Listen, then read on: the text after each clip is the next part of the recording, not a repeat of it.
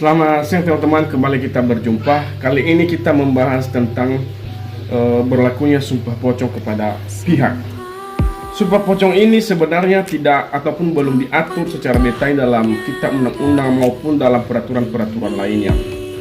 Sumpah pocong itu kita kenal bahwa untuk mengungkapkan suatu kebenaran bahwa itulah jalan terakhir yang harus dilakukan. Sumpah pocong ini sebenarnya dapat saja dilakukan oleh para pihak. Misalkan ketika pihak telah melakukan hal sebelumnya, maka pihak itu meminta untuk pihak lawannya melakukan hal yang sama, dalam kurung sumpah pocong. Terkait yang telah disampaikan oleh Bu Titin yang sebelumnya bahwa Sakatatal ini telah melakukan sumpah pocong bahwa dia tidak berbohong.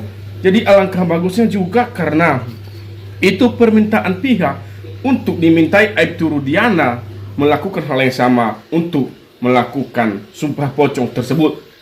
Terkait dengan kebenaran hukum bahwa sumpah pocong itu tidak diatur dalam hukum, dan itu menurut saya itu hal yang formal sebenarnya, bahwa kewenangan Mahkamah Agung untuk melahirkan nanti suatu jurisprudensi dengan adanya sumpah pocong seperti itu, maka lahirlah jurisprudensi. Meskipun secara yuridis tidak ada sumpah pocong, tetapi secara analogi bahwa itulah kebenaran dan itulah jalan alternatif terakhir bahwa seseorang itu berbohong atau tidak berbohong.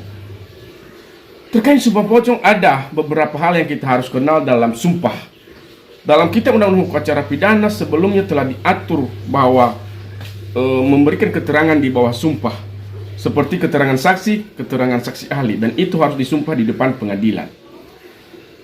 Terkait dengan bagaimana eksistensinya sumpah pocong ini, dan hal itu tidak dapat kita simpulkan, tidak dapat kita benarkan. Tetapi dengan mengungkapkan sebuah fakta bahwa Mahkamah Agung harusnya dapat melakukan ataupun membenarkan suatu hal yang dinamakan sumpah pocong tersebut untuk mengungkapkan kebenaran.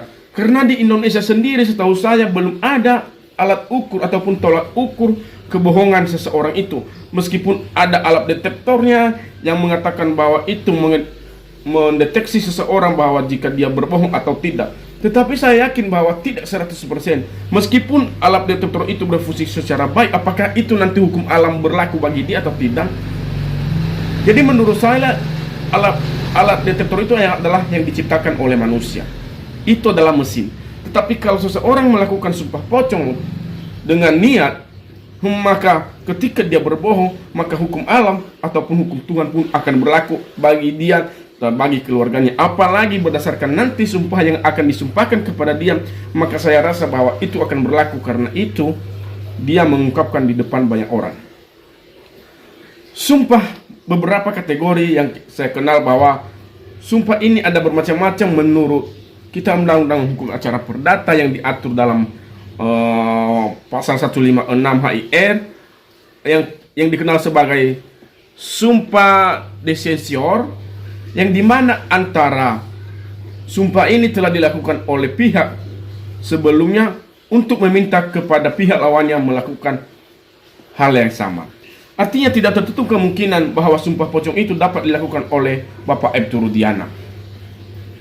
Terkait dengan hal material, imaterial, formil, dan hal lainnya, itu telah diatur secara yuridis. Tetapi secara sisi formal bahwa sumpah pocong ini walaupun ada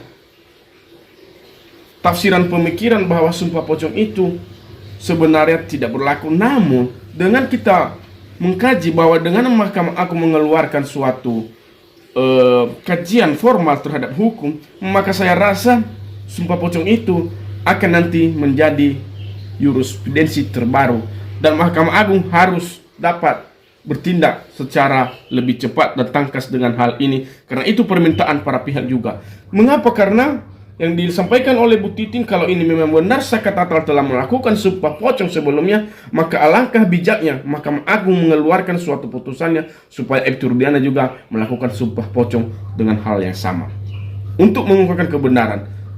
Benar atau tidaknya dia nanti berbohong atau tidak dia nanti di bawah sumpah pocongnya, maka itu adalah kekuatan Tuhan kepadanya, kekuatan alam yang akan bertindak kepadanya terkait kebohongannya jika hal itu merupakan hal kebohongan. Teman-teman seluruh rakyat Indonesia, hukum Indonesia ini saya mengatakan bahwa mengandung sistem hukum civil law, tetapi jangan kita berpatokan bahwa hanya berlaku sistem hukum civil law. Kita di Indonesia juga campuran dengan hukum Eropa kontinental dan juga hukum Anglo-Saxon, yang dimana secara formal, secara jurisprudensi pun kalau kita pertimbangkan, kalau kita memperbandingkan bahwa hukum Indonesia ini bukan hanya civil law tetapi Anglo-Saxon. Misalkan jurisprudensi itu bisa kita tarik bahwa itu Anglo-Saxon karena belum ada yuridisnya secara tertulis. Bahwa meskipun itu pertimbangan sebelumnya, bisa kita katakan bahwa berdasarkan peristiwa yang berlaku, bahwa berdasarkan peristiwa yang telah terjadi, besar kemungkinannya peristiwa itu merugikan pihak, maka dapat dilakukan sesuatu hukum yang menurut analisis hakim, yang menurut keputusan Mahkamah Agung, dan bisa kita katakan bahwa itu Anglo-Saxon. Betul, anehnya Pak Rudiana bukan itu, materinya bukan jadi, itu. misalkan, Pak Rudiana berani nggak mengakui misalkan dalam ini suatu rekayasa, peristiwa atau dalam suatu sengketa hukum perdata yang kita kenal dalam hukum ataupun gugatan perceraian, secara hukum perdata bahwa saksi tidak diperkenankan dengan adanya hubungan darah 4 ke atas menurun ke bawah 4 ke kuasa hukumnya samping. Sedangkan dalam itu hukum menyatakan hanya sumpah demi dalam Allah hukum gitu. Jadi gugatan perceraian ataupun proses peradilan di pengadilan, bahwa itulah yang diutamakan, bahwa keluarga itulah yang menjadi pihak ataupun yang menjadi saksi terhadap suatu sengketa tersebut. Bahkan itu lebih bagusnya bahwa keluarga itu ataupun anaknya yang melakukan perceraian di depan pengadilan itulah yang menjadi saksi. Sedangkan dalam kita menunggu acara pidana, kita menunggu acara perdata, bahwa saksi yang ada hubungan darah tidak diperbolehkan. Makanya saya bilang bahwa hukum Indonesia dapat kita ketahui bahwa campuran dari Anglo-Saxon dan juga Eropa kontinental. Jadi tidak tertutup kemungkinan bahwa Bapak Ibtu Rudiana dapat diberlakukan sumpah pocong kepadanya, meskipun banyak pihak yang mengatakan bahwa tidak berlaku, tidak diatur secara undang-undang karena dia adalah seorang pejabat polisi. Maka saya katakan bahwa demi hukum yang berlaku, demi keadilan dan juga demi suatu mengungkapkan fakta kebenaran suatu peristiwa ini, maka harus dilakukan sumpah pocong kepada Ibtu Rudiana. Jadi itu aja yang dapat saya sampaikan. Semoga kebenaran dan juga hukum perceraian hari ini dapat kita analisis lebih baik. Terima kasih.